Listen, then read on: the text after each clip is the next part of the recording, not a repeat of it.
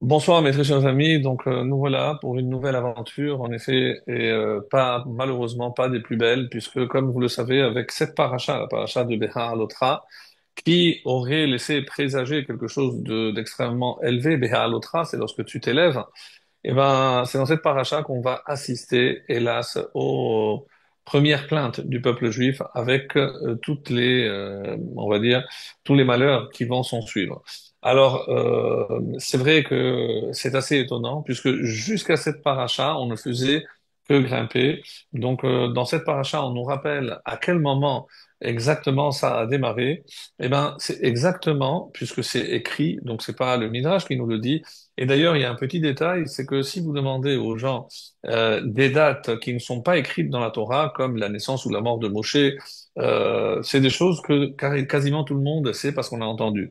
Mais si je vous demandais par exemple le décès de Aaron, là, il faudra peut-être réfléchir un peu. Pour les plus érudits, sauront que la bonne réponse est le premier Av, alors que c'est écrit en toutes lettres dans la Torah. Donc, c'est un phénomène assez curieux auquel on assiste.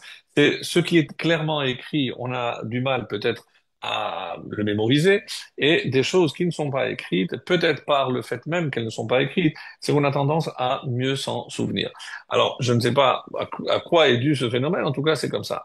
Et si je vous demandais, est-ce qu'il y a une date dans cette paracha? Une date extrêmement importante, puisque je vous rappelle qu'on est arrivé au Sinaï le premier Sivan, Bachor de Shachelishi. Donc, on est sorti d'Égypte. Donc, on va compter 50 jours et il se trouve on est arrivé à Rosh Chodesh, donc 6 jours avant Matan Torah même. Alors, si je vous demandais combien de temps on est resté à Matan Torah, donc on a reçu la Torah, on a écouté les 10 commandements, c'était la fête de Shavuot qui vient de passer d'ailleurs. Donc, combien de temps on est resté encore? Eh ben, sachez on voit la date dans cette paracha, c'est donc le deuxième mois, le 20 du deuxième mois de la deuxième année. Donc on reçoit la Torah, le 6 Sivan, et on va rester, si on considère qu'on est arrivé le premier Sivan au pied du mont Sinaï, on va partir le 20 Iyar, c'est-à-dire 10 jours avant que ne s'accomplisse une année entière. Oui, mes amis, on est resté une année moins 10 jours au pied du mont Sinaï. Vous allez vous demander, mais qu'est-ce qu'on a fait là-bas? Mais on a tout reçu, évidemment, la Torah, les halachot, on a fait le Fodor, malheureusement. Donc, on a reçu aussi l'ordre de construire le Mishkan, le tabernacle. Donc, tout ceci se passe pendant cette année, depuis le premier Sivan jusqu'à l'année suivante, 2449. Donc, le 20 Iyar de l'an 2449, on quitte le Sinaï pour aller en Israël. Alors, évidemment, vous vous dites, bon, ben, alors on n'était pas très loin que ça, oui. Mais à peine un jour de marche et commencent les plaintes. Donc, c'est assez étonnant et on se demande, puisqu'il faut pas oublier un petit détail, mes amis, même si on l'a rappelé souvent les années précédentes, c'est que nous ne sommes pas ne sommes pas face à des gens qui ne sont intéressés que par de la viande ou par des bons repas et ils en ont un petit peu marre de la manne. Non, il ne faut pas oublier que nous sommes devant Dor Déa. Donc c'est cette génération, pour vous donner une petite idée, dans le Talmud on dit que Rabba bar Chana, un jour, il a vu, il a dit, il a raconté qu'il était dans le désert et il a vu les cadavres de cette génération. Donc on parle pratiquement 1500 ans après les faits. Et il a dit qu'ils étaient entiers, qu'ils étaient sereins, qu'ils souriaient. Et quand le sable a découvert donc ces cadavres, il est resté éberlué de voir en quel état de conservation ils étaient. Alors l'explication qui est donnée, c'est que c'est toutes les personnes qui ont mis un pied au Sinaï, qui ont écouté et vu la Shekhinah, rien au monde ne peut détériorer ces corps. Donc, ils resteront intacts jusqu'à Biat HaMashiach et jusqu'à Triat HaMetim, jusqu'à la résurrection. Donc, on est en train de parler de gens d'une particularité et d'une ont une stature spirituelle qu'on ne peut même pas imaginer. Donc c'est pour ça qu'il faut toujours, évidemment, lorsque on va parler des fautes et des plaintes qui vont s'en suivre à partir même de cette paracha, donc évidemment qu'il faut faire extrêmement attention de ne pas imaginer, puisque quand on parle de fautes, ben, généralement on se projette, on imagine que comment nous on aurait réagi. Alors sachez qu'on ne peut même pas comprendre la véritable nature de la faute de cette génération-là. Donc, il ne faut pas s'empresser et penser que pour une simple question de viande, alors qu'ils en avaient. Je vous rappelle qu'ils étaient sortis, comme le verset le précise, avec énormément de troupeaux. Mais tu veux de la viande. Alors, maintenant que tu as reçu les lois de la Shechita, Vezavarta, on t'a déjà enseigné comment il faut faire la Shechita, alors prends et bon, mange ce que tu veux. Alors, et pourquoi Moshe s'énerve-t-il tellement? Pourquoi Moshe prend tellement mal? Alors, il faut savoir que Moshe est d'une nature extrêmement spirituelle. Lui, puisqu'on dit que c'est par son mérite à lui que le peuple juif a eu la manne, et comme son mérite est tellement élevé qu'on parle ici d'un personnage qu'on peut même pas imaginer, on parle de Moshe Rabbeinu, le plus grand de tous les prophètes de tous les temps, alors il faut savoir que lui, il ne comprend pas comment il peut se rabaisser à donner de la vraie viande à ces gens-là. Et c'est d'ailleurs la source à partir de laquelle Dieu lui dit, je comprends que toi, dans ta nature, tu ne peux pas subvenir aux besoins bassement matériels quand il te le demande, mais je vais t'associer 70 anciens, et c'est dans cette paracha donc qu'on va assister à la nomination de ces 70 anciens. Alors, d'où est venu ce besoin? Parce que il fallait une sorte d'interface entre Moshe où le niveau, il y avait eu un décalage maintenant avec cette génération, et plus on se rapproche de la terre d'Israël, on a l'impression que Moshe, qui avait déjà par Nevoa, il savait qu'il n'allait pas rentrer, Dieu lui a dit déjà, maintenant, tu vas voir ce que je vais faire au Pharaon. À Pharaon, Rachid le rapporte, à Pharaon, tu verras ce que je vais faire, mais au roi de Canaan, lors de la conquête de la terre de Canaan, tu ne verras pas. Donc, il savait qu'il n'allait pas rentrer. Alors, est-ce que c'est lié, après, on va le voir plus tard, est-ce qu'au fait qu'il a frappé au lieu de parler, etc. Donc, est-ce que ce n'était qu'une excuse finalement, comme on a déjà vu toutes les années précédentes? Quoi qu'il en soit, j'aimerais attirer votre attention dans cette paracha à quelque chose dont on ne parle pas assez, et bien qu'on en ait déjà parlé tellement d'années d'affilée, donc il faut toujours trouver quelque chose. Et encore une fois, c'est par rapport à notre avodat Hashem, c'est comment je peux améliorer mon service divin. Donc c'est pas juste acquérir des connaissances par rapport à ce qu'un midrash ou un tel ou tel rave a pu dire pour tel passage de la paracha. Non, il y a des choses extrêmement, extrêmement intéressantes. Dans cette paracha, il y a deux mitzvot qui vont naître par l'intermédiaire d'un homme. Oui, vous avez bien entendu. Donc, je prends le début. Beha alotret anerot. Donc, quand tu feras élever la bougie. On parle, il y a quatre psukim qui parlent de la menorah. Alors que la menorah, on en a déjà parlé longuement. Donc, qu'est-ce que ça vient apporter? Et comme Rachid va poser comme question, pourquoi c'est juxtaposé? Donc, on a terminé la paracha de Nassau la semaine dernière, la paracha la plus longue, avec les offrandes apportées par tous les princes, par les Nessi'im. Et Rashi rapporte ce fameux midrash qui dit, lorsque Aaron a vu que toutes les tribus étaient représentées, mais pas la sienne, pas celle de Lévi, donc il a eu Ogman Nefesh, il a eu une pointe de déception, de douleur, de se dire, pourquoi ma tribu, pourquoi nous, on n'a pas eu ce mérite de participer à cette inauguration?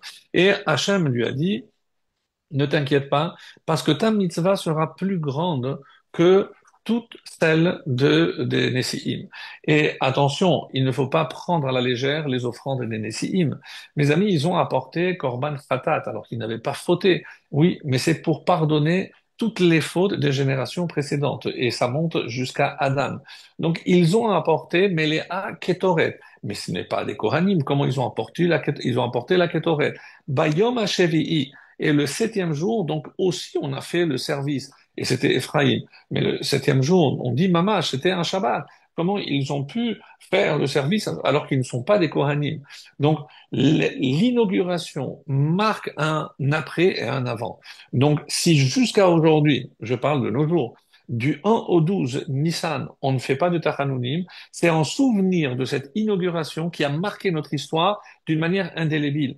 Parce que ce qui s'est passé pendant ces 12 jours est quelque chose qu'on ne peut même pas imaginer. Sans parler de la Shekhina qui est descendue, mais c'est cet apport et c'est cette peine qu'a ressenti Aaron, parce qu'on a du mal à comprendre la réaction d'Aaron. Non. Lorsque on voit donc tout ce à quoi il a assisté, je dis, mais ils prennent ma place. Ils sont en train de faire tout ce que moi, un Kohen Gadol, aurait dû faire.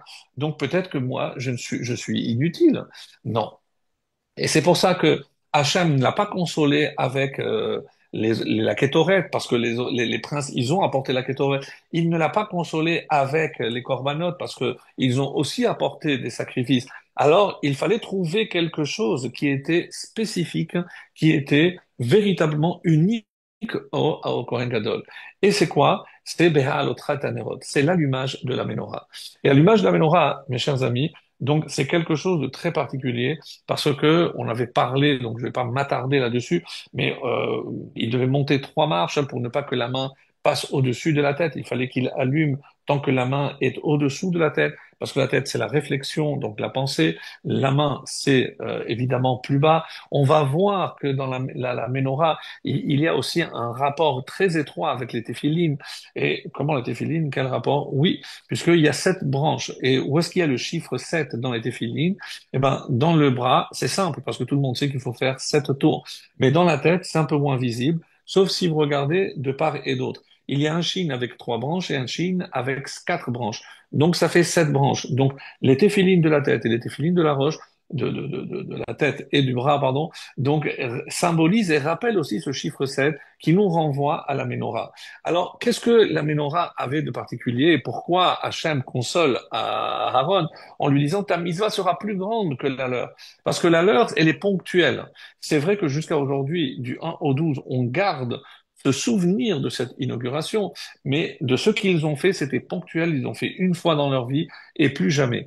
Toi, Aaron, tu vas continuer à allumer la menorah. On pourrait dire, oui, mais à part la période du désert, plus les 410 du premier temple et les 420 du deuxième temple, donc 830 années en tout, on allumera la menorah, mais aussi c'était ponctuel. Non, parce qu'on dit que même lorsque le temple sera détruit, eh ben, il y aura la fête de Hanouka, bien sûr, et c'est comme ça que les Chachamim expliquent que la consolation de Aaron, c'est que la menorah, la lumière continuera à briller, même lorsque le tabernacle ou le temple plus tard cessera d'exister. Et c'est pour ça que chaque fois qu'on allume, et donc on comprend que c'est comme si on prenait nous le rôle d'Aaron, puisqu'il n'y a que le Kohen Gadol qui a allumé la menorah, donc on est tous un peu ce jour-là pendant 8 jours. Alors imaginez, on fait les brachot, on fait le Hallel complet avec la bracha. Donc et d'où c'est venu?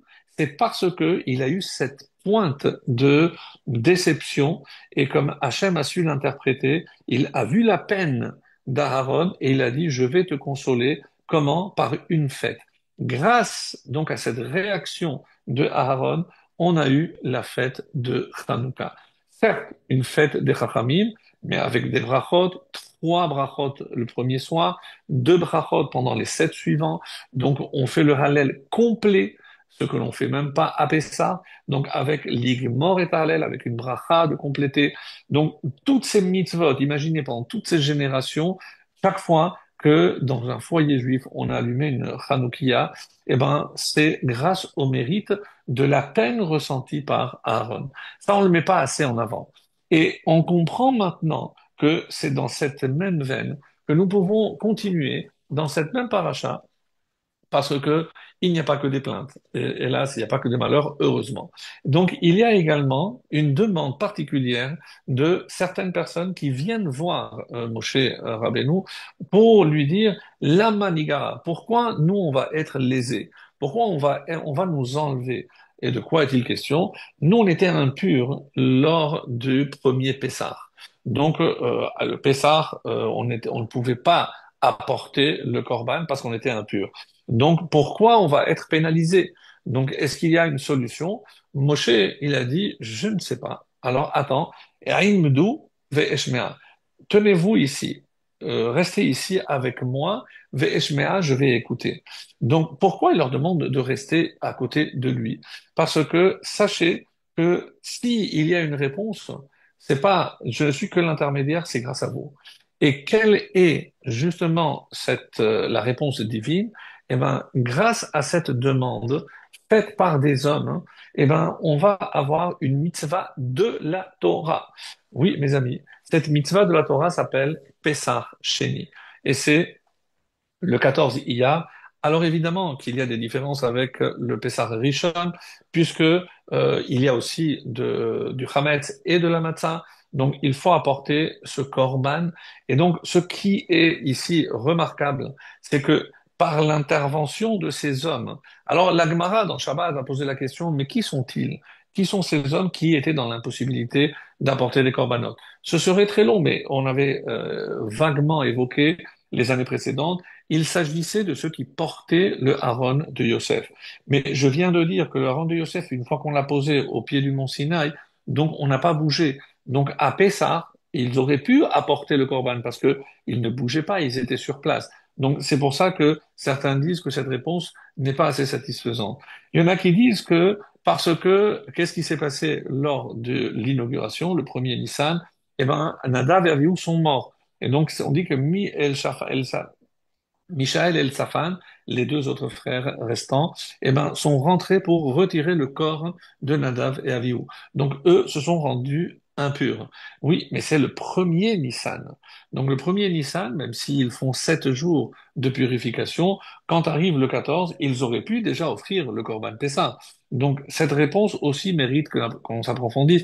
Mais bon, je ne vais pas le faire. Et enfin, la troisième réponse, celle qui va être retenue parce que il n'y a pas d'opposition, c'est qu'il y avait quelqu'un qui était mort. On a aussi une question quand même malgré tout, c'est que depuis Matan Torah, personne avant le décret de la faute des explorateurs, donc la semaine suivante, donc personne, aucune personne pouvait mourir. Alors on nous dit que c'est quelqu'un qui était mort et les personnes sont occupées. Mais je ne comprends pas. Si on vient de dire que personne ne pouvait mourir, et la réponse assez étonnante dit oui, parmi le peuple juif, personne ne pouvait mourir s'il n'y avait pas eu la faute des Meraglim, des explorateurs, la semaine prochaine. Mais il y avait le Erev Rav, donc cette tourbe qui est sortie, où c'était un mélange de gens qui voulaient adhérer au judaïsme, mais qui n'étaient pas entièrement juifs. Et donc on dit, il y en a un qui est mort, et il a fallu s'en occuper, et comme c'était un cadavre, eh ben, c'est pour ça qu'ils étaient impurs. Ça, c'est pour expliquer rapidement comment on peut se rendre compte et qui sont ces gens qui sont venus finalement de faire cette demande à Moshe Rabbeinu. Donc, en résumé, mes amis, donc dans cette paracha, non seulement on ne peut pas que s'attarder sur ce qui est négatif, ce serait trop dommage, bien sûr, mais il y a en plus une mitzvah de la Torah, Pesach Sheni, et une mitzvah d'Erabanan, la fête de Hanouka, qui est due à l'intervention de l'homme. Donc, si toutes les mitzvot, on les reçoit d'en haut, on peut dire hein, que ces mitzvot viennent d'en bas. S'il n'y avait pas eu de demande de la part de ces hommes parce qu'ils étaient lésés, eh ben, on n'aurait pas eu Pessar Sheni. Si Aaron n'aurait pas ressenti tellement de peine de ne pas pouvoir participer à un événement tellement grandiose, eh ben, on n'aurait pas eu la fête de Hanouka. Donc tout ceci pour nous dire que lorsque quelqu'un a véritablement une tchouka, on dit en hébreu, une teshuka, c'est un désir ardent de s'attacher à Hachem, d'apporter quelque chose, de participer donc dans le domaine spirituel, eh ben, Hachem, il répond toujours. Et c'est dans cette même paracha, mes amis, qu'on verra aussi l'inverse. Parce que lorsque je me détache d'Hachem, eh ben, hélas, j'en subis les conséquences. Et donc, toutes les conséquences qu'on va voir, il y a plusieurs lectures possibles, vous imaginez bien, mais toutes les conséquences de ces actes dépendent ou sont générées par un détachement d'Hachem. Et je vais tout de suite vous lire ce passage. Et quand je parlais d'une date qui est clairement précisée, je vous la lis. Vahi Bashana Hashenit, donc ce fut la deuxième année, Bachodesh Hasheni, donc le deuxième mois, Be'esrim Bachodesh, donc le 20 du mois, Naala et Anan. Donc la nuée s'est élevée, c'est le signe qu'il fallait commencer à bouger. Vayis'on Mehar Hashem, et ils ont voyagé, ils ont quitté la montagne d'Hachem, derrière Sheloshet Yamim, pendant 3 jours, vers Aaron Berit Hashem Nasa Alifnehem, et le Aaron, donc l'arche, vont voyager devant. Va'anan Hashem Alehem, Yomam Benos Aminamachane, et ils étaient recouverts donc par une nuée qui les protégeait. Et c'est là où on arrive également à ce passage incroyable qui, comme vous le savez, puisqu'on a parlé déjà bien souvent, eh ben, il est entouré, donc ces deux versets qui sont entourés d'un noun, mais un noun à l'envers. Alors, il y a tellement de littérature sur ce que représentent ces deux nounim, pourquoi ils sont à l'envers, est-ce que c'est des parenthèses? Alors, il y a énormément de commentaires dont on a traité cela. Je pense que dans mon livre de Bamidbar, j'en parle également. Donc, ceux qui n'ont pas encore lu pour cette semaine sont invités à le faire. Donc, et pour ne pas me répéter, donc il faut trouver évidemment d'autres explications. Et sachez, mes chers amis, qu'on dit que ces deux versets sont considérés, ces deux versets sont considérés comme comme un livre entier, comme la Torah. Et alors, c'est assez étonnant parce que qu'est-ce qu'on va dire? On va dire que il y a donc non pas 5 livres de la Torah, mais si ce livre est considéré, ces deux versets, et c'est pour ça qu'on dit que c'est pas sa place. Pourquoi le Nun est à l'envers? Eh ben, on dit que compte 50 paragraphes. Parashiot, c'est pas paracha, c'est des paragraphes. Compte 50 parachiotes avant, et là-bas, c'était sa place. C'est pour ça qu'on dit un Nun à l'envers, va en arrière et regarde où est sa véritable place. Donc la question évidemment qui est posée par Rachid notamment, alors pourquoi on l'a mis ici si c'est pas ici sa place?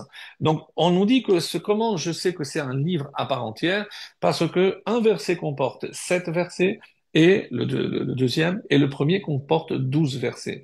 Et alors, si vous regardez Bereshit bara Elohim et Hashamayim ve'et haaretz, le premier verset de la Torah comporte 7 versets et le dernier, l'École Israël, qui se termine par l'École Israël, comporte 12 mots. Donc, il y a une allusion au premier et au dernier verset de la Torah. Donc ça, c'est déjà en soi une allusion. Et il y a 85 lettres. On dit que ces 85 lettres constituent un livre à part entière. Donc si je dis que c'est un livre à part entière, maintenant je peux faire le lien avec la Ménorah, on a dit qu'il y a 7 branches.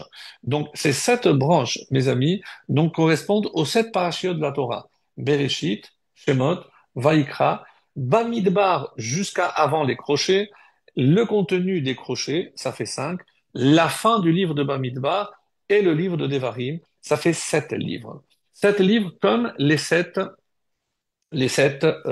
branches. Alors, nous savons que la branche la plus importante, c'est celle du centre. Pourquoi? Parce que toutes les flammes convergeaient vers la flamme centrale. On avait déjà expliqué, des Midrashim et autres nous précisent que à quoi correspondent ces 7 ménorotes, ces 7 branches. Il y a plusieurs explications. Alors, je vous en lis quelques-unes parce que on ne peut pas évidemment tout lire, mais on dit que, par exemple, sur la ménorah de Shlomo HaMelech, lui, il en avait créé 10. Pourquoi 10? Parce que on dit que Moshe, il a conquis 7 nations, les 7 peuples de Canaan. Mais Shlomo HaMelech, qui était au sommet, comme ça c'est rapporté dans le Gemara, au sommet du monde, il dominait les 70 nations. Donc 10 ménorotes fois 7, c'est le symbole de la domination des 70 nations. Et qu'est-ce qu'il y avait sur la ménorah à l'époque du roi Salomon? Et je vous lis ce texte. Dans le Targum d'Esther, il est dit, Shemimal lekissé Shlomo HaMelech. Donc au-dessus du trône de Shlomo HaMelech, Amda menorat zahav, il y avait une menorah en or, Ve'al chalutim shemot shiva chasidei haolam. Et il y avait gravé dans cette menorah, comme il y a 7 branches, 7 chassidés, ou donc comme ça il dit, donc les chassidei olam, c'est les gens les plus pieux qui ont jamais existé sur Terre. Et écoutez les noms parce que cela va certainement vous étonner.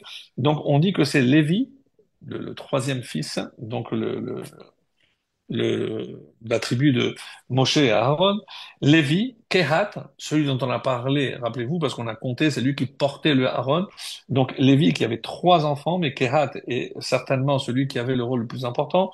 Donc Kehat, Amram, qui est le père de Moshe et de Aaron, et les deux derniers sont Eldad et Médad, dont on va dire un petit mot, puisque Eldad et Médad, c'est les deux seuls prophètes parmi les Ékénim dont on connaisse le nom. En effet, donc nous savons que quand Hacham lui dit prends 70, Moshe a eu un problème, puisque comment je vais choisir maintenant 70? Donc il a choisi 12 de chaque tribu, donc 12, c'est ça, donc 6 de chaque tribu, donc 6 fois 12, c'est 72. Donc du coup, il y avait deux en trop. Donc il y avait celui qui avait un pétec marqué Zaken, donc lui il fait partie du quorum, donc il fait partie des 70. Et les papiers blancs, ils doivent sortir. Et on dit qu'il y a deux qui sont sortis sans voir les papiers. Donc, pourquoi? Parce qu'ils n'ont pas voulu humilier les autres. Donc, ils se sont retirés et ce sont les seuls dont on connaisse le nom, Eldad et Médad, précisément. Et Eldad et Médad, d'après le Midrash, ce sont les seuls parmi ces 70 anciens à être rentrés en terre d'Israël. Donc, un mérite incroyable. Et Eldad et Médad, alors que les autres, ils étaient là pour faire la prophétie que oui, ils allaient manger de la viande, mais donc une seule fois, Eldad et Médad sont restés des prophètes avec un niveau de prophétie extraordinaire, et ce sont eux qui ont prophétisé la mort de Abraham. Mit nabeim met nevi'am, la mort de leur navi. Alors sachez que ça leur a été reproché, parce que si, et c'est pas parce qu'on a une névoie qu'il faut la transmettre. Si Hachem ne dit pas clairement de la transmettre, donc, et c'est pour ça qu'ils ont dû revenir pour réparer cette faute. Et pour ceux qui s'en souviennent, je crois qu'il y a 3 ou 4 ans, on avait parlé de ça dans une Gemara magnifique qui est dans Chagiga, page 3. Pehayu, Shene Ilemim, hein, il y avait deux muets chez Bishrunato chez le Rabbi. Et ils fréquentaient l'école de Rabbi Uda Hanassi. Et Benebeto chez le Rabbi Yochanan ben Gudgoda, donc il était proche de aussi Rabbi Yochanan ben Gudgoda. C'est quoi le parle, c'est Rabbi Olé le Bet Midrash, Hayu Olim Beyoshvim Lefanav. Chaque fois que Rabbi venait pour faire un enseignement, ils étaient toujours au premier rang et ils écoutaient attentivement. Omenadim Rosham Bachishim Sefatem. Ils remuaient les lèvres et ils hochaient toujours la tête. Mais aucun son ne sortait de leur bouche. Bikesh Aleem Rabbi Rachamim venir Rabbi Yehuda Anassi, quand il a compris qu'ils étaient muets, il a prié pour eux et il les a guéris. Attention, alors vous allez vous dire, mais c'est ce qu'on a reproché à certains, qui a fait marcher ceux qui ne pouvaient pas, celui qui a rendu la vue. Oui, mais tous les Tanaïm étaient capables de faire ça.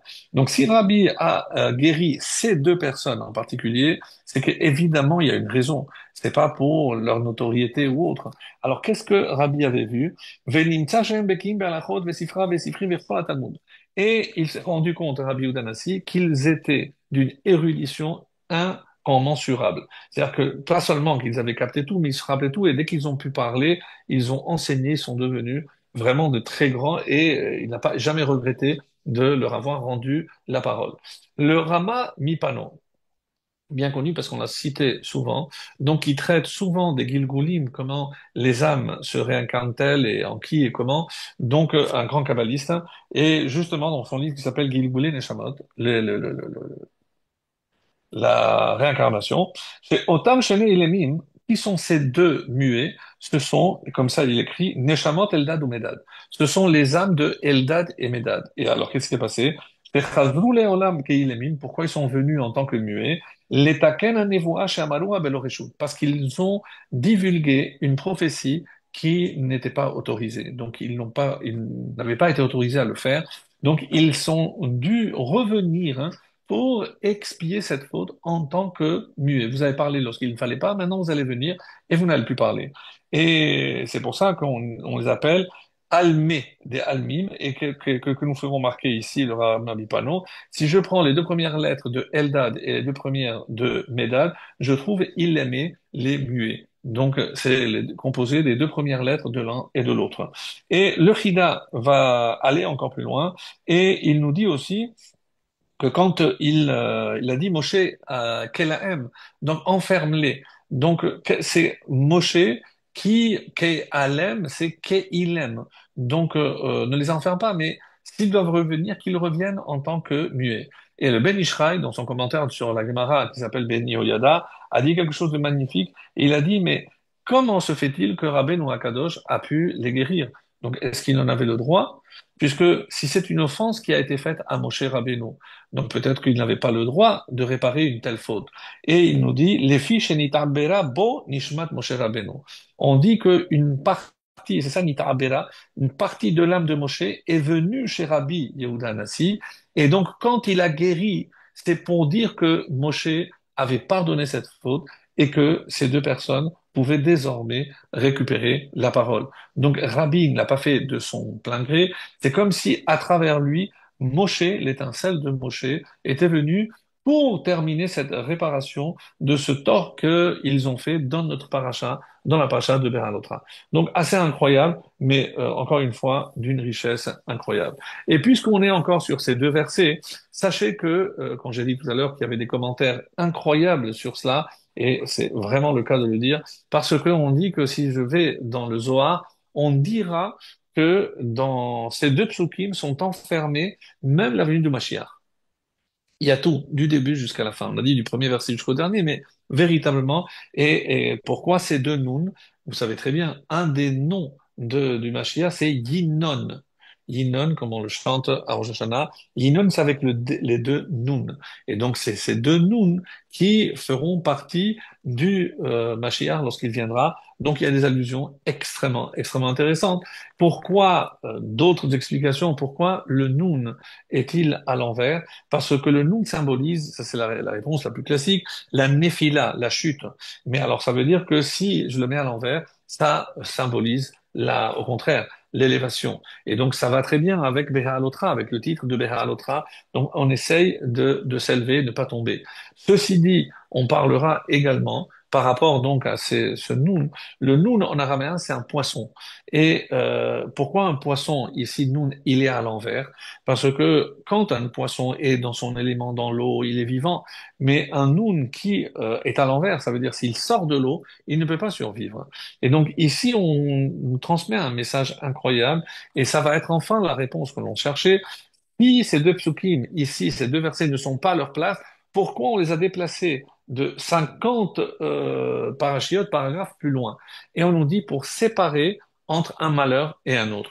Et quand on regarde le texte, effectivement, donc ils vont se plaindre parce qu'ils n'ont pas de viande, ils vont se plaindre parce qu'ils en ont marre de la manne, etc., etc. Donc ils vont se plaindre parce qu'ils ne peuvent plus manger, et on sait très bien que tous les aliments qui sont cités, c'est par rapport aux femmes qui allaitaient ou qui étaient enceintes, qui étaient nocifs. Donc, Hachem a fait un tel miracle pour que personne n'ait ce goût-là en particulier. Ils se sont arrêtés juste sur ce goût-là. Et enfin, donc on dit ça c'est le malheur d'après. Mais à quel moment on voit un malheur avant? On ne le voit pas. Donc, quand je vous ai lu le verset, apparemment il n'y a pas. Dans la paracha de Shabbat, dans la Gemara de Shabbat, Kuf Tetvav, donc 115, à Moudbet, qu'est-ce qu'il est dit? Parasha zo asa lo la akadosh baruch hu simaniot lemala lemata.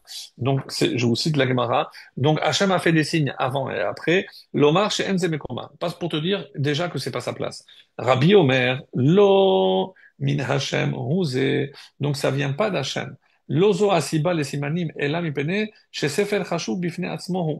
Donc non, ça c'est pour Hachem a voulu t'enseigner que ça c'est considéré comme un vrai livre, comme c'est marqué dans Michelet, Chatzava Amudeha Shiva, donc les sept piliers. Ici c'est une allusion donc aux sept livres de la Torah. Bereshit Shemot Vayikra, comme j'avais dit. Mais vient Rabbi Shimon ben Gamliel et dit non. Lui n'est pas d'accord avec la première opinion. Il dit Atida parashazo sheterakev mikan vetikatev bimkoma. Donc normalement cette paracha, elle cessera d'être à cette place, elle reviendra à sa place originale. Et pourquoi elle est écrite? Kedel hafsik ben puranut rishona et puranut shenia, pour séparer un malheur d'un autre. Puranut shenia, quand je regarde le texte, je regarde ce qu'il y a après, Vayam, Kemitonenim, ils ont commencé à se plaindre, là je comprends. Mais puranut rishona, quelle est-elle? Vayis'u mehad Hashem. Ils ont voyagé, ils ont quitté la montagne d'Hachem, Shesaru me'achare Hashem. Rashi ici, il dit, Hit avu leitraim ala basar. Donc, en fait, ils cherchaient des excuses ils ont désiré un désir. Et quand ils vont demander de la viande, comme on va le dire, ils ont pleuré al mishpechotam sur les familles. On dit que ce n'est pas aussi simple, puisque la véritable faute, la véritable nature, donc c'est qu'à partir de maintenant, puisque nous devons partir nous devons quitter, nous commençons à appliquer. Alors il y en a qui disent que dès le premier jour, ils ont commencé à sentir la difficulté, parce que est-ce que tout le monde suivait le rythme de la nuit qui était devant? Donc avec les enfants en bas âge, etc., on commence à se plaindre. Mais oui, et il y a une réponse magnifique du Sfat Emet. Il dit, mais pourquoi c'est comme ça? Pourquoi, alors, pas pourquoi ils se sont plaints, mais pourquoi ils ont ressenti une telle difficulté dès qu'ils ont quitté? Alors, sans parler comme Rachid va le dire, et c'est quoi le malheur? C'est que ils se sont empressés. Ils disent, ouh là là, ça y est, si on va rester, on va encore apprendre à la faute. Heureusement qu'on se sauve. Donc, c'est dans cet esprit-là. Mais plus que cela, lorsqu'on analyse véritablement la nature, c'est que il y a certaines interdictions qui les dérangeaient. Donc, ils ne pouvaient plus aller maintenant avec des femmes, puisque maintenant il y a de l'inceste qui est interdit, etc., des choses qui sont interdites. Donc, lorsque ils se sont plaints de la chair, c'est le péché que aujourd'hui est considéré. Donc, aller avec telle ou telle femme, chose qu'il n'y avait pas avant. Donc, on dit que c'était ça la véritable nature profonde. Bon, parmi d'autres explications. Mais quoi qu'il en soit, donc ils ont quitté. Et la question, et ça c'est la réponse du Sfatemet est magnifique. On dit mais pourquoi dès qu'ils ont quitté la montagne, ils ont éprouvé déjà des difficultés? Ben, ils avaient la manne, ils étaient protégés, il y avait la clim, il y avait pas de, il y a pas de raison de se plaindre. Et oui. Mais il fallait, pourquoi? Parce que, comme c'est marqué dans la Gemara, il y a certaines choses qui s'acquièrent avec des yissurines. Alors, c'est vrai que c'est marqué la Torah, elle s'acquiert avec des Issourim, avec des épreuves, avec des difficultés, la terre d'Israël et le monde futur. Mais le texte ne précise pas quel type de difficulté. Donc, pour que même cette génération sente et ressente la difficulté, alors attention, attention, ça y est, vous avez quitté, vous allez directement en Israël. Non, c'est pas aussi simple. Il faut sentir. Et je peux vous garantir que une fois qu'on décide de faire le pas, de venir en Israël, on sent ces difficultés et on s'en réjouit parce qu'on sait qu'on est sur la bonne voie. Parce que si c'était trop facile, alors comment les familles ont dit quelque chose qui finalement s'est avéré ne pas être exact. Non. Baruch Hashem, c'est très difficile. La terre d'Israël s'acquiert avec difficulté et c'est tout en notre honneur parce que celui qui va vraiment s'accrocher, eh ben c'est comme ça qu'elle va être acquise. Donc ça c'est la réponse du Sfatemet qui est une réponse magnifique. Alors pour revenir maintenant à Chidusha Agadot du Maharsha, l'explication sur la Gemara. Alors, qu'est-ce que c'est ces Nounin Hafouchin? Il y a un Nun Moréal pour Anout. Parce que le Nun est un symbole de Nephila, comme je l'ai dit, comme c'est marqué dans Brachot, chez Alken lo nirtav Nun be'ashrei. Ashrei Shvetecha, le roi David a écrit toutes les lettres, sauf le Nun. Parce que le Nun, c'est le symbole de la chute. Mais par contre, il a dit, mais c'est pour ça que si on le renverse, donc on s'élève, et comment le verset qui suit, qui aurait dû être après le Nun, c'est Somer Hachem Nekolanophilim. Hachem, il soutient tout ce qui tombe. Donc, il y a une allusion à ce qui tombe, mais surtout au fait que Hachem, il les relève, il les soutient. Donc, ça, c'est pour le Samer.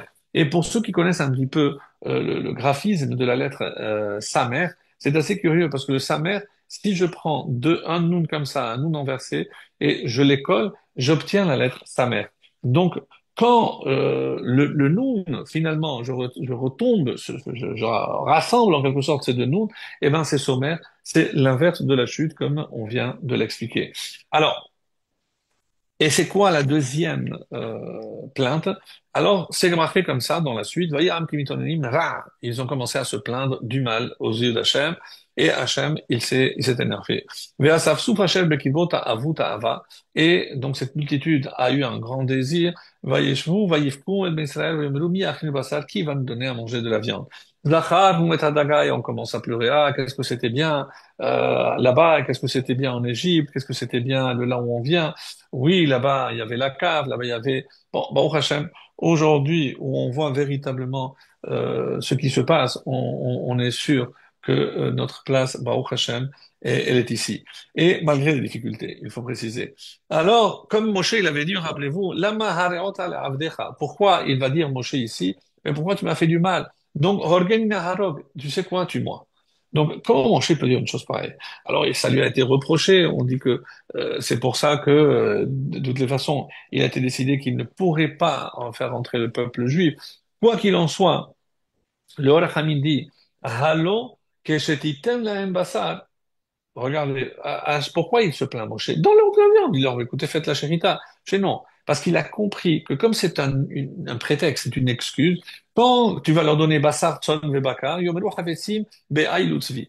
Donc, tu vas leur donner de la bovine, de la chambre, de la viande bovine, du gros ou du menu bétail, ils vont vouloir le cerf ou le tzvi. Donc, quelque chose de plus raffiné. Et même lorsque tu vas leur donner, nous, on veut maintenant la volaille. Et quand tu leur donnes la volaille, ils vont dire, on veut des poissons. Donc, en fait, qu'est-ce que ce Rahim magnifique nous dit?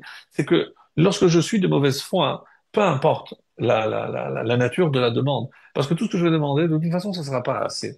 Et que malgré toutes les satisfactions que tu m'apporteras, eh ben, je trouverai toujours quelque chose qui me manque.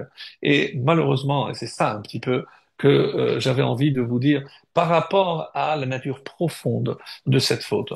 Qu'est-ce qu'on peut leur reprocher? Qu'est-ce que véritablement, ben, sur quoi la véritable nature? Eh ben, les Rachamim nous disent que c'est parce qu'ils n'ont pas su apprécier ce qu'ils avaient. Et donc, c'est assez triste parce que toujours avoir le manque. Et ils étaient dans le désert, ils n'avaient pas d'autres endroits où regarder.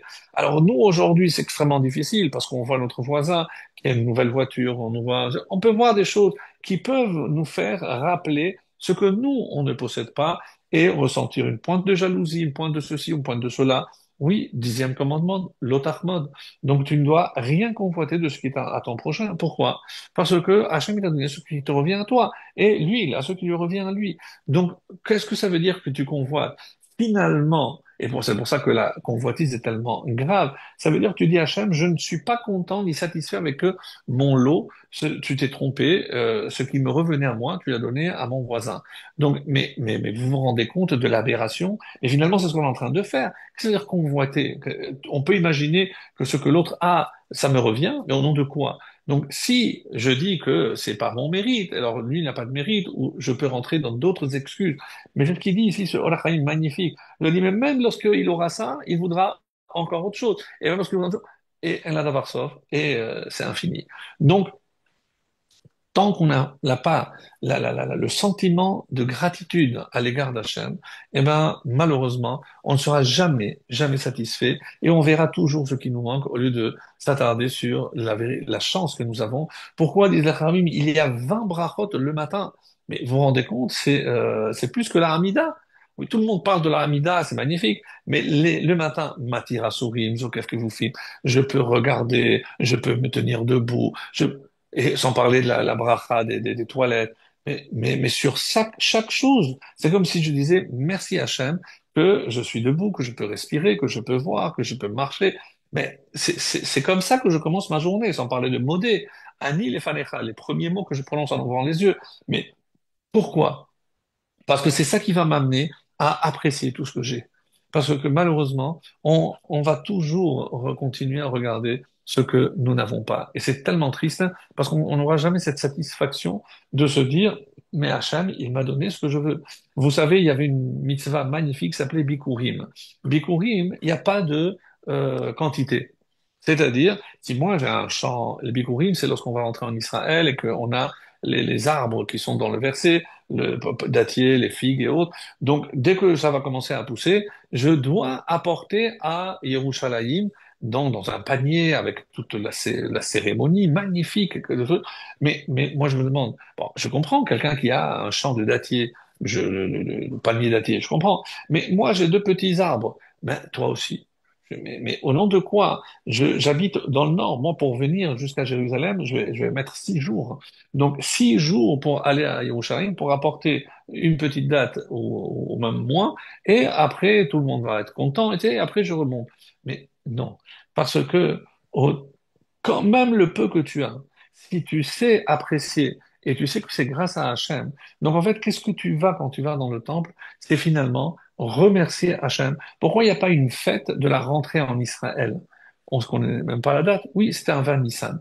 Donc on sait quand est-ce que Yoshua est rentré pour la première fois, mais on n'a pas marqué cette date. Pourquoi? Parce que la véritable date, c'est lorsque on peut enfin remercier Hachem pour la terre qu'il nous a donnée. Comme on le fait d'ailleurs dans Birkat Amazon. C'est pour ça que le Birkat Amazon est extrêmement important. Bon, parce on demande à la Torah, donc à la Haaretz, à la Amazon, donc on remercie pour la terre d'Israël tout le temps. Et donc c'est ça ce qu'il faut comprendre. Mais peu importe la quantité, parce que c'est le geste qui compte. Et surtout, le sentiment que ça vient d'Hachem. Alors, je continue. Alors, et pourquoi c'est comme ça? Il y a un roche dans Orchot Chaim qui est magnifique en une phrase. Il a analysé, finalement, on peut dire la nature humaine. Il a dit, Derech Habriot, c'est quoi on va dire, l'habitude chez l'homme, les briotes, toutes les créatures, les ha'alim ha'tovot ou le galot ha'raot. C'est de fermer les yeux sur les bienfaits et mettre en valeur les galotes et révéler ha'raot, ce qui ne va pas. Donc, comme le fameux test de ce prof qui leur a dit, mettez un point sur une page blanche et dites-moi ce qui vous passe par la tête. Bah, sur 30 élèves, tout le monde a parlé du point noir. Et personne n'a parlé du blanc autour. Et c'est ce qu'il voulait leur montrer. C'est-à-dire qu'il y a forcément dans la nature humaine quelque chose qui nous pousse, malgré nous, c'est notre nature, toujours à voir ce qui nous manque. Et malheureusement, en se concentrant sur ce qui nous manque, eh ben, on passe à côté de ce que nous possédons. Alors, et c'est ce que il y a une Igeret HaKodesh du Rabbi magnifique qui écrit une lettre à quelqu'un qui a dit que il a énormément de problèmes parce que de santé et autres et avec les enfants. Alors la réponse est époustouflante. C'est pour ça que j'ai choisi cette lettre parce que je la trouve. Alors il lui dit Ish Asher Bore Olam Izminlo Badgilo. Tu as eu la chance d'avoir une femme. Et Hachem t'a béni avec des enfants. Je rappelle que le rabbi n'a pas eu d'enfants. Donc, et qu'il vive de longs jours, le Orech Yamim. Donc, et lui, il peut dire qu'il n'a jamais rien vu de bien de sa vie.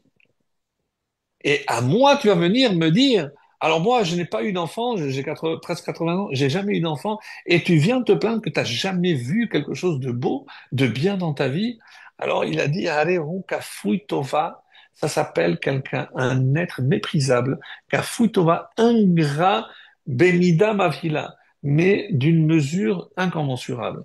Mais od ve'alfe bene adam itpalelim, mais tu te rends pas compte des centaines, des milliers de personnes qui prient pour avoir une descendance et qui seraient prêts à tout donner pour avoir un seul enfant.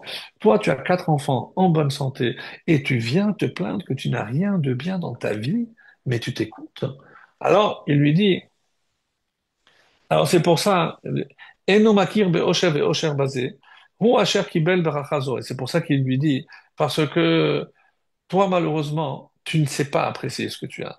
On bâtit les oreilles chez Efshar, Zeutam, Khalishut, Abriut. Mais tu sais, c'est pour ça, peut-être, que tu as tous tes problèmes. Par ton manque de gratitude à l'égard du Créateur, qui t'a comblé déjà de tout ce que tu as. Et c'est pour ça, Ve'yader al-Chava Parnassa, pourquoi tu souffres de Parnassa, tu n'as pas la bracha. Kevan shelo makir bebirkat Hashem, parce que tu ne sais pas reconnaître la bracha d'Hashem. Alors il lui a dit, chez Efshar, Zeutam, Khalishut, Abriut. C'est pour ça que, donc, du coup, tu es faible, tu as des problèmes de santé, et kevan she'ani makir bebirkat Hashem be'inyan yoter ikari mishlemut bria parnasa ve'hu habracha bebanim ubanot holchim b'derech Hashem. Et je peux t'assurer que j'ai vu beaucoup de choses, et je peux t'assurer que la plus grande bracha, au-delà de la santé, au-delà de la parnassa, c'est avoir des enfants qui grandissent en bonne santé et dans la Torah. Et ça, tu ne peux pas t'imaginer, c'est la plus grande bracha qui soit, je le relis. Ve'hu habracha bebanim ou bebanot holchim B'derech Hashem. Donc des enfants qui suivent le chemin de Dieu, c'est la plus belle bracha, mes amis, qui existe de la bouche de celui qui bénissait tous les jours des centaines de milliers de personnes. Hashem, be'inyan yoter ikarim mashlimot abriut apart. Alors c'est vrai, on cherche la avod Hashem. Alors dès que tu commenceras à servir Hashem, écoutez bien, mitor simcha, avec la joie et donc qui provient de la gratitude, Bevadai titvasef beracha Hashem yitbarach gam benoga livut parnassa. Alors tu verras qu'Hachem t'enverra et la parnassa et la briout et la santé. Mes amis, c'est une leçon magistrale pour nous tous, parce que je vous assure, c'est que des fois, on ne s'arrête pas pour apprécier tout ce qu'on a. Alors, et ouais, je m'arrêtais sur ce point-là parce que je voulais aborder un autre thème aussi important dans la paracha. Alors, qu'est-ce que c'est le Kriliaka qui dit que Nun en araméen, c'est Dag, c'est le poisson. Et c'est lui qui donne cette explication que le poisson dort de l'eau. C'est pourquoi? Parce que quand ils ont quitté la Torah, le mont Sinaï, c'est comme s'ils partaient de la Torah. Et c'est comme s'ils partaient de l'eau. Et c'est ça qui fait qu'il y a une allusion avec ce noun. Alors, par ailleurs, et c'est pour ça que je voulais également conclure sur, pas encore le cours, mais parce que combien de lettres il y a dans ces deux versets, on l'a dit aussi, c'est 85. Mais 85 en hébreu, c'est P-He. Et P-He, c'est P, c'est la bouche. C'est la bouche. Alors, quel est le lien entre le début de la paracha et la fin de la paracha? Dans cette paracha, qui va parler du mal, en apparence en tout cas, de Moshe, c'est Myriam. Myriam qui va attraper la lèpre et il faudra attendre 7 jours qu'elle guérisse pour continuer à marcher. Alors, on explique comme ça. C'est quoi le début, le lien donc entre le début et la fin? Donc, on a commencé par la Ménorah. Et la Ménorah, je rappelle que elle symbolisée aussi par les 7 orifices. Donc il y a deux narines et 2 oreilles, et tout converge vers la bouche. Et bouche en hébreu, c'est P, c'est la partie la plus importante. Ce que je ne voudrais pas oublier également, c'est que de la même façon que la bouche et la branche correspond à la branche centrale, si je dis qu'il y a 7 livres, et que donc je regarde lequel correspond au milieu. Alors je calcule Bereshit, Shemot, Vaïkra, Bamidbar le début. Ensuite il y a les deux versets dans le crochet, la fin de Bamidbar. Donc le quatrième au milieu, c'est le début de Bamidbar. Donc Bamidbar, Nassau. Et de quoi on parle dans on compte les Bnei Israël pour montrer l'affection et comment Hachem fait la louange des bénis Israël. Qu'est-ce qui est au centre de la Torah, mes amis? C'est incroyable. Qu'est-ce qui est au centre des 5 livres de la Torah, du coup des 7 livres, celui vers lequel tout converge, c'est Shevachan Shel Israël. C'est quand Hachem fait la louange d'Israël. Et tellement que on a remarqué que Hachem, au début de chaque livre, il commence toujours par le bien et toujours par quelque chose qui touche Israël. Ah bon? Bereshit, Bishvil Reshit, pour Israël, Dieu a commencé à créer le monde. Shemot, et les Shemot béné Israël. Donc voici pourquoi Dieu intervient dans l'histoire pour sortir le béné Israël. Vaïkra el Moshe. Donc Hachem, comme il appelle Moshe, il appelle chaque juif, puisque c'est comme si chaque juif recevait l'appel. Dans Bamidbar, il nous compte pour nous montrer l'affection qu'il a envers nous. Et le livre de Devarim, Eléa Devarim, même lorsque Moshe commence des reproches, des réprimandes, on dit qu'il a tenu compte pour ne pas humilier, il a mis par allusion pour tenir compte. Donc chaque début de livre de la Torah parle du bien d'Israël, et c'est incroyable.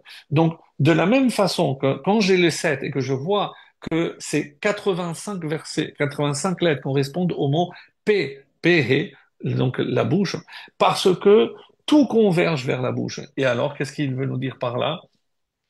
C'est que si je sais, Pehe otiyot, keminyen otiyot baparasha vahibin soa, donc qui koachapé, parce que la force de la bouche, hu chumash bifne atzmo. Donc c'est comme si c'était un livre à part entière, mais quoi? La force de la bouche. Ou bishmirat tapé, si je fais attention avec ce que je dis. Et le dibour, la parole que j'utilise, niske lechol tova ubracha, c'est comme ça qu'on va mériter. Donc une allusion encore à la bouche et comment on utilise la parole, mes chers amis. Donc, voilà pour la première partie et maintenant on va entamer la conclusion. Alors, donc il est vrai que quand on a parlé de Pessar Sheni, c'est vrai que je vais faire une petite marche arrière et vous allez comprendre pourquoi. Parce que ici la Chassidoute dit quelque chose de très beau. Donc généralement on dit dans le psaume Shir la Ma'alot et Sa'ena Ilehari Ma'in Yavo Ezri. D'où va venir mon aide? Vient le Baal Shem Tov dit non, c'est pas une question, mais Aïn Yavo Ezri. Mais Aïn Yavo Ezri. C'est de Aïn que va venir mon aide. Et c'est quoi Aïn? Ayin, je peux dire, c'est le néant. C'est lorsque je fais le vide en moi. Lorsque je comprends que tant que moi, je n'ai fait pas une introspection, comme on a dit par rapport à la bouche, on a dit que le bien, il est en moi. Mais Aïn, c'est aussi les mêmes lettres que Ani. Ani, c'est moi. Donc, mais Ani, Yavo Ezri.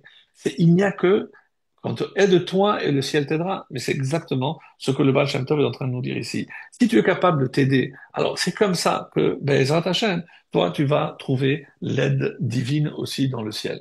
Alors, donc, on a dit qu'il y avait deux types de personnes, puisque on a parlé que ceux qui étaient impurs. Je reviens à Pessar Sheni, donc ce qu'on appelle la deuxième chance. Mais il y avait aussi une autre catégorie de personnes, c'est ceux qui étaient trop loin. Donc, si on est la veille du 14, et je sais que je mettrai 2 jours, je vais arriver, même si j'arrive le 14, ça va être déjà après l'heure du Corban Pessah, donc c'est trop tard, je ne pourrai pas offrir le Corban Pessah. À ce moment-là, on leur dit, donc tu pourras te rattraper dans un mois, le 14, c'est Pessah Sheni. Donc, si je résume, il y a deux catégories, ça concerne deux personnes, donc lesquelles, c'est quand celui qui est impur et celui qui est trop loin. Alors, par rapport aux questions nombreuses que suscite ce passage, c'est pourquoi, par exemple, je ne sais pas moi, si on a célébré Sukkot, mais qu'il a plu d'une manière torrentielle, donc j'ai pas pu faire Sukkot. Alors pourquoi je viens pas dire Hachem, Hachem, comme j'ai pas pu faire la mitzvah de la Souka, est-ce que on peut reporter dès qu'il fera meilleur, et comme ça je pourrai manger, dormir, je pourrais faire. Ça n'existe pas. Tout le monde sait que lorsque le Corban est passé, Batel Korbano, Avar Zmano, lorsque le temps passe, ben, il n'y a plus de rattrapage, c'est fini. Donc, qu'est-ce qui a motivé ces gens pour malgré tout revenir et dire on ne veut pas être lésé? Alors, une des explications, parce qu'il y en a plusieurs encore là, mais qui est très belle, c'est quand est-ce que on a fait le Corban Pessah alors qu'on était en Égypte et qu'on n'avait pas de mérite? Et pour faire manger le Corban Pessah, il fallait faire la Brit Mila. Donc le Corban Pessah, qui est la négation de l'idolâtrie et la Mila, la soumission de notre corps à Hachem, donc à qui on doit ces deux mérites? On dit à Abraham Avinu. Donc, si j'ai compris que lorsque Pessah va arriver, mais que je ne me suis pas détaché de la Avodazara à travers le Corban Pessah, comment je pourrais par la suite m'attacher à Hachem tant que je n'ai pas fait ce processus de négation qui consiste en faire le Corban Pessah. Et c'est pour ça qu'on dit que quand est-ce que j'ai vu que justement Abraham l'a fait? Eh ben oui, parce qu'Abraham, quand il a cassé les idoles, c'est une négation de la Avodazara. Et dès qu'il a grandi, Hachem lui a demandé de faire la Mila. Maintenant que tu t'es détaché de l'idolâtrie, tu pourras te soumettre à ma volonté. Comment? En soumettant ton corps, ton désir à travers la Brit Mila.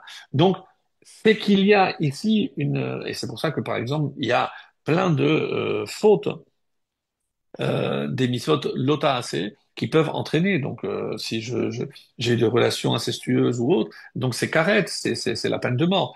Mais pour une mitzvah positive, c'est très rare qu'il y ait. Alors, celui qui devait faire la mila, qui ne l'a pas fait, il est aussi chayav karet. Et celui qui devait faire korban pesach et ne l'a pas fait, lui, il est aussi chayav karet. Donc, ces deux dimensions donc représente une faute gravissime, même si c'est dans une action positive. Donc dans les interdictions, je comprends, mais ça et c'est pour ça que c'est rarissime et c'est le point commun.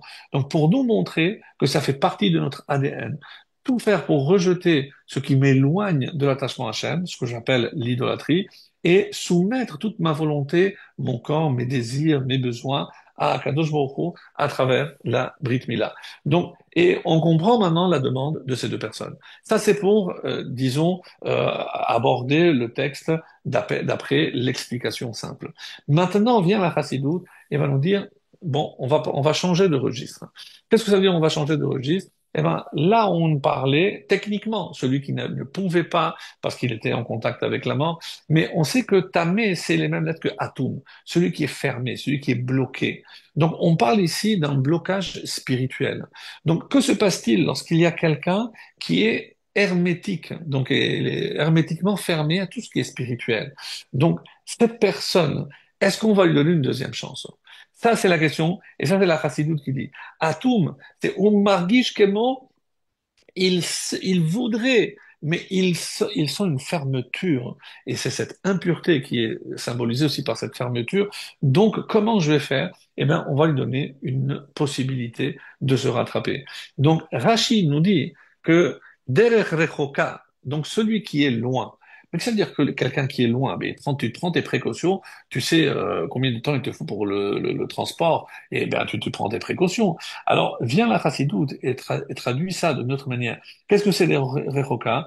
Donc, il est tellement rentré dans ce monde matériel et purement matériel, donc il est ancré dans les désirs matériels de ce monde, c'est qu'il est trop loin du besoin de spiritualité. Et c'est ça, Derech Rechoka. Il est trop loin de la spiritualité parce qu'il est véritablement englué, en quelque sorte, dans tout ce qui est représenté par la matérialité. Alors, on lui dit, eh ben, même lui. Pourquoi? Parce que Rachid donne une explication, je vous invite à le dire. Donc, qu'est-ce que ça veut dire qui était loin? C'est celui qui se tient à la Hazara, donc la partie extérieure du temple, et au fait, il lui suffit de faire un pas de plus pour rentrer et pouvoir apporter le korban. Et il est comme bloqué. Et c'est pour ça que le rabbi disait, il faut jamais dire qu'un juif est loin. Parce que si je prends cette explication de Rachid, quand je parle de ce juif qui est loin, en fait, il est à un pas de faire ce qu'il faut. À un pas. Et cette explication de Rachi est merveilleuse. Comment la Chassidoute a repris cette explication de Rachi d'une manière tellement, mais vraiment formidable. Et on lit le Rachi, sincèrement, on se rend pas compte. On dit, bon, c'est quelqu'un, il est arrivé trop tard, il dit, il est à un pas de la Hazara. Donc, il passe, il fait un pas et il rentre dans la Kedusha. Donc, qu'est-ce qui le retient? Est-ce qu'il n'a pas la motivation? Qu'est-ce qui le retient? Donc, ça, c'est celui qui est loin. Il est à un pas de la Kedusha, mes amis. Alors, et c'est pour ça que on va lui donner aussi l'occasion de se rattraper, même à ce juif. Et c'est pour ça qu'il y a une histoire une fois un juif, c'était Kippour, et il était tellement anti, pour ses bonnes raisons à lui, et il s'est dit, j'ai profité, je sais que tous les juifs aujourd'hui sont à la Sina, je vais aller à l'église. Oui, donc vraiment, il a touché le fond, pour utiliser cette expression. Et il se présente devant le curé, il dit, ah, monsieur, vous êtes nouveau, oui, comment vous appelez? Moshe Klein. Je dis, ah, monsieur, vous êtes juif? Oui, je suis juif. Et là, il devient très sérieux, le curé. Alors, est-ce que l'histoire est vraie ou pas? En tout cas, c'est comme ça qu'on la raconte. Il lui a dit, la place d'un juif à Kippour, c'est dans la synagogue. Ça l'a traversé comme une flèche. Je dis, mais quoi? Mais ce goy, ce curé va me dire où est ma place? Donc ça l'a tellement bouleversé, c'est qu'avec des larmes, il a couru vers la choule et il a passé tout Kippour, il a fait tchouva grâce à un curé. Ben oui, pourquoi pas. Donc, qu'un curé admette que la place d'un juif est justement à la Sina, eh ben, c'est quelque chose. Comment, bon, à Arbé Shluchim, on sait que Hachem utilise beaucoup d'émissaires, eh ben, si c'était pour justement venir en aide à ce juif qui était un petit peu paumé, un petit peu perdu, eh ben, pourquoi pas? On dit pourquoi pas. Alors, donc, on dit aussi que quand ces Juifs qui ont crié vers Moshe, la Manigara. Donc, on dit que c'est un cri qui a traversé les générations.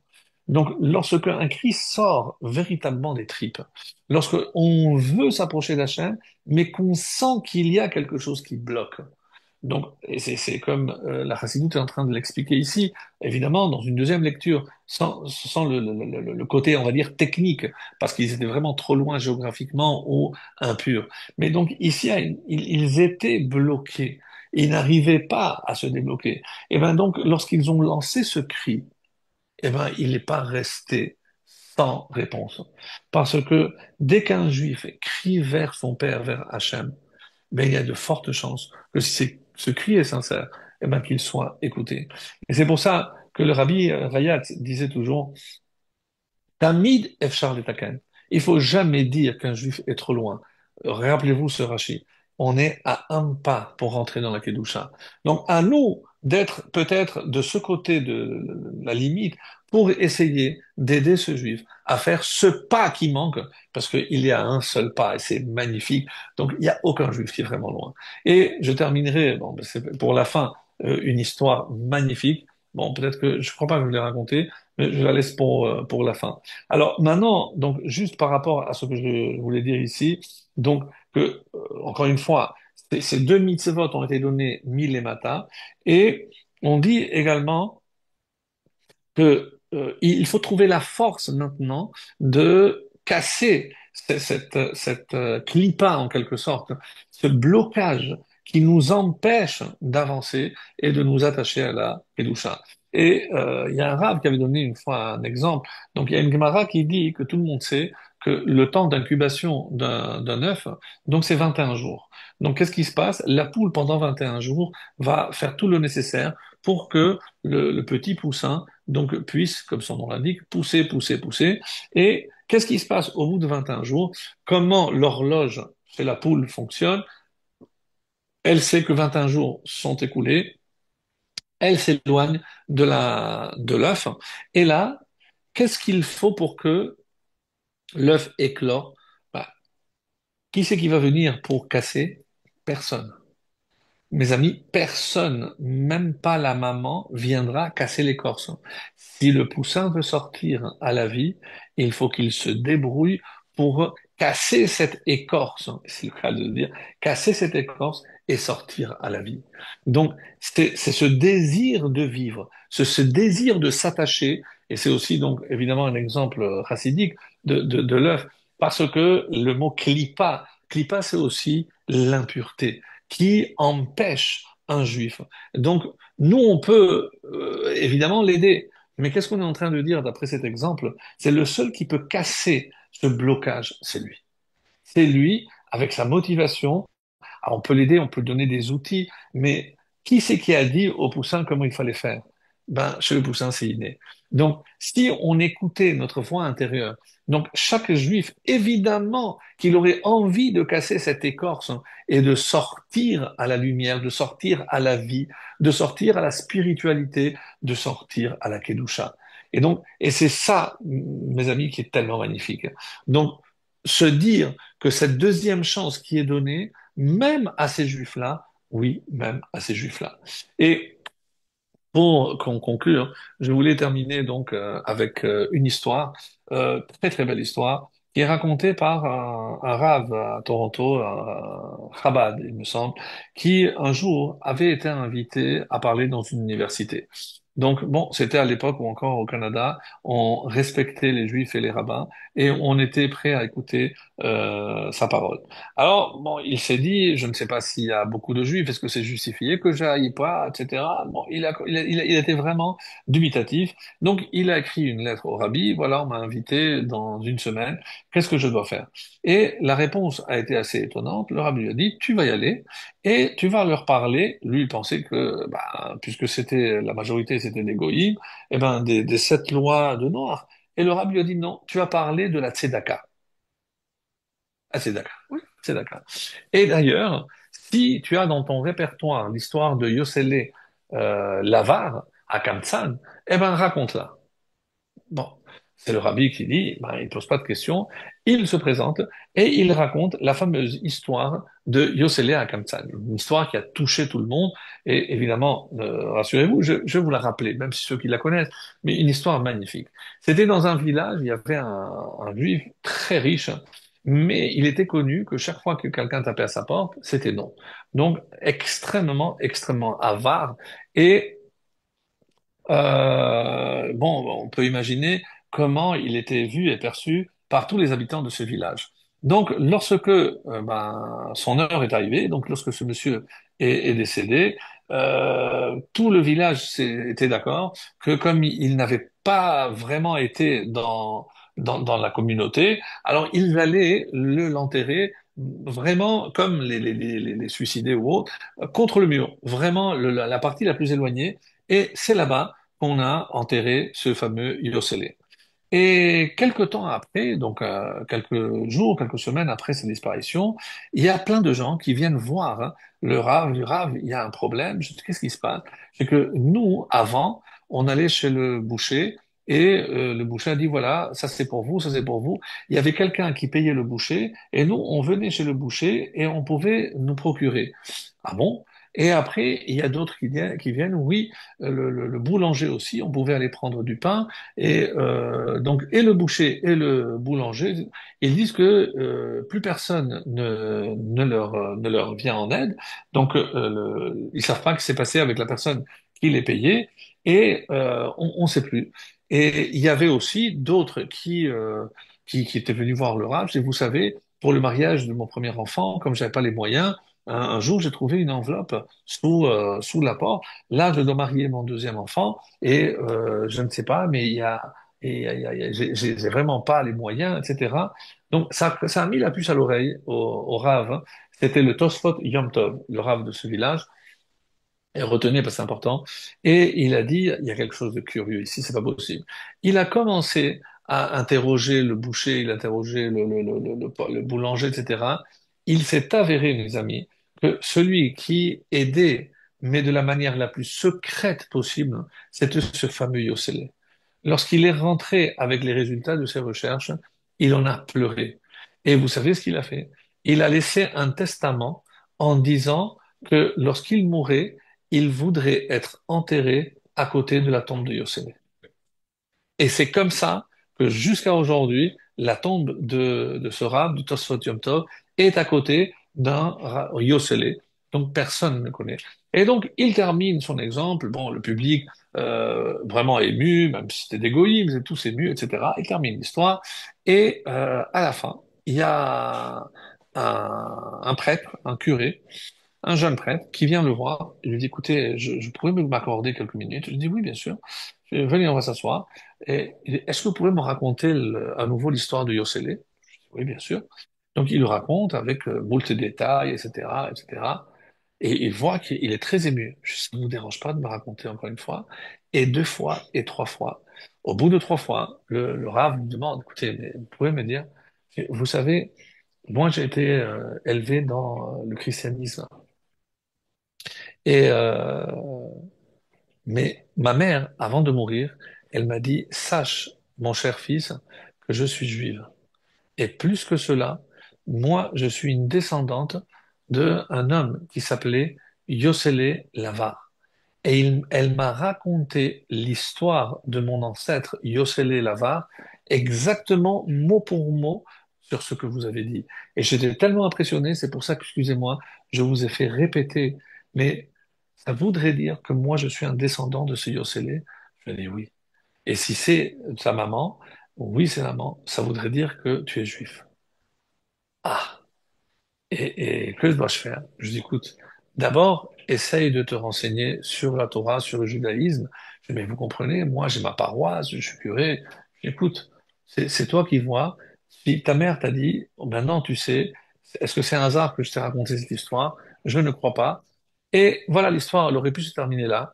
Des années plus tard, ce même Rav est arrivé ici à Jérusalem, au Kotel, et il y a quelqu'un qui l'interpelle avec une barbe et tout. Je dis, vous vous rappelez pas de moi? Il se retourne, je dis, excusez-moi, non. Vous vous rappelez l'histoire de Yossele? Je dis, oui. Ben, c'est moi. Vous êtes le, oui, c'est moi le curé. Depuis, Baruch Hashem, ben, sachez que maintenant je suis un chassid de Gour, j'ai retrouvé mes origines et je suis tellement content. Je lui dis, écoutez, vous savez que après moi j'ai fait des recherches et vous savez de qui moi je suis le descendant? De Tosfot Yom Tov. C'est-à-dire nos deux ancêtres sont enterrés côte à côte. Comment, des fois, le destin fait bien les choses. Comment ces deux descendants se sont retrouvés et grâce à l'intervention de l'un, donc comment on a rapproché l'autre. Donc, et c'est pour ça que je termine par cet enseignement qui est magnifique, c'est que Beder et Rechoka, celui qui est dans un chemin loin. On dit Rechoka, vous regarderez attentivement dans le mot Rechoka, il y a un point dessus.